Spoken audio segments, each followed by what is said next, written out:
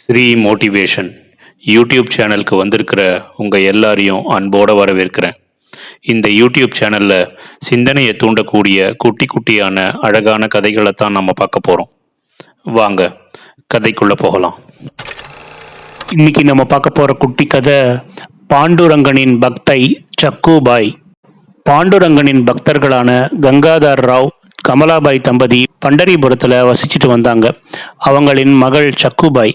சிறுமியான அவங்க மணல் வீடு கட்டி விளையாடி கொண்டிருந்தாங்க. அந்த வழியாக தம்புராவுடன் முதியவர் ஒருத்தர் பாட்டு பாடியபடியே வந்தார். அவருடைய கால் இடறி மணல் வீடு சிதறி போயிடுச்சு. சக்குபாய் அவரை திட்டினாங்க. மன்னிப்பு கேட்டோம். அவங்களது கோபம் தீரவே இல்லை. உன் கோபம் தனிய நான் என்ன செய்ய வேணும் அப்படின்னு அவர் கேட்டாரு. தம்புராவை எனக்கு தர வேண்டும் அப்படின்னு சொன்னாங்க சக்குபாய். முதியவர் தம்புராவை கொடுத்து விட்டு அதை எப்படி இசைக்க வேண்டும் அப்படின்னு சொல்லி கொடுத்துட்டு ஓம் நமோ நாராயணாய அப்படிங்கிற மந்திரத்தை சிறுமியோட காதுல ஓதி இதை ஜெபிக்குமாறும் தெரிவிச்சாரு. அன்று முதல் விளையாட்டுல மனம் இல்லாம மந்திரம் ஜெபிப்பதிலேயே அவளின் மனம் ஈடுபட்டது. திருமணம் செய்தா இவ மனம் மாறுவா அப்படின்னு நினைச்சாங்க பெற்றோர். டில்லியை சேர்ந்த மித்ருராவை திருமணம் செய்து கொண்டாரு. எப்போதும் சக்குபாய் தியானத்தில் இருப்பதும் மந்திரம் ஜெபிப்பதும் மாமியாருக்கு பிடிக்கவே இல்லை. ஒரு முறை மாமியார் தன் மகன் கிட்ட இவளை இருட்டு அறையில கட்டி போடு அப்படின்னு நிர்பந்தம் செஞ்சாங்க.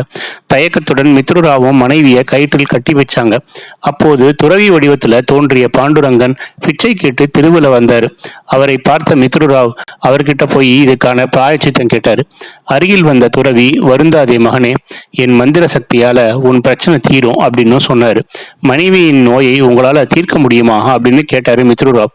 குணப்படுத்துவேன், இப்போதே ஆற்றங்கரைக்கு அழைத்து வா அப்படின்னு சொன்னாரு துறவி. மனைவியிடம் சென்றாரு மித்ருராவ்.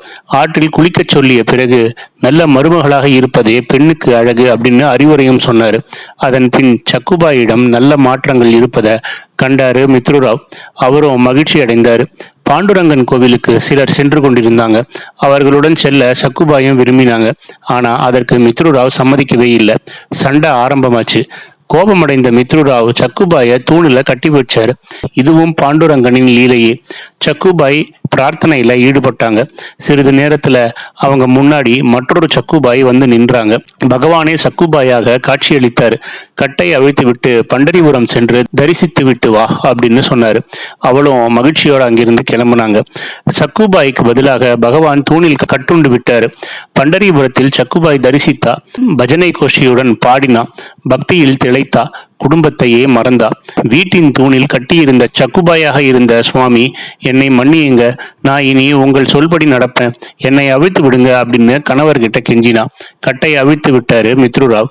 அன்று முதல் சக்குபாய் கணவருக்கும் மாமியாருக்கும் பணிவிடை செஞ்சாங்க. நாட்கள் கடந்து போச்சு. பண்டரிபுரத்தில் இருந்த சக்குபாய் குடும்பத்தை மறந்து பக்தியில ஈடுபட்டாங்க.